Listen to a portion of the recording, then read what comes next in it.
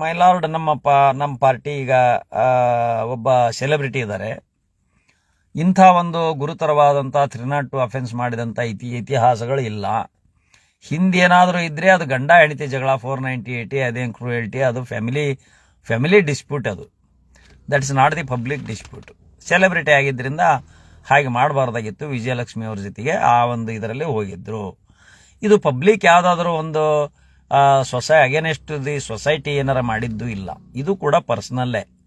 ಪವಿತ್ರ ಗೌಡ ಅವರು ಫ್ರೆಂಡು ಬಿಟ್ಟು ಅದು ಬೇರೆ ವಿಚಾರ, ಅವ್ರ ವೈಯಕ್ತಿಕ ವಿಚಾರ ಅದು. ಸೊ ಕಾರಣ ಇವರು ಅಬ್ಸ್ಕಾಂಡ್ ಆಗ್ತಾರೆ ಅನ್ನೋದಾದರೆ ಪಾಸ್ಪೋರ್ಟನ್ನು ಸಬ್ಮಿಟ್ ಮಾಡ್ತಾರೆ. ಒಂದು ಎರಡನೇದು ಸಾಕಷ್ಟು ಸೆಕ್ಯೂರಿಟಿ ಕೊಡ್ತಾರೆ. 5 ಲಕ್ಷ 10 ಲಕ್ಷ ಕೇಳಿದ್ರು ಸೆಕ್ಯೂರಿಟಿ ಕೊಡ್ತಾರೆ. ಎಲ್ಲಿ ಹೋಗೋದಿಲ್ಲ. ಕೋರ್ಟಿನ ಜೂರಿಡಿಕ್ಷನ್ ಅಂದರೆ ಮಾನ್ಯ ಜೂರಿಡಿಕ್ಷನ್ನ ವ್ಯಾಪ್ತಿಯನ್ನು ಬಿಟ್ಟು ಎಲ್ಲಿ ಹೋಗೋದಿಲ್ಲ.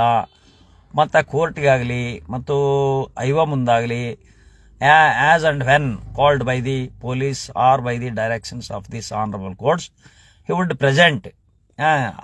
ಆದ್ದರಿಂದ ಅಂಡರ್ಟೇಕ್ ತಗೋತಾರೆ.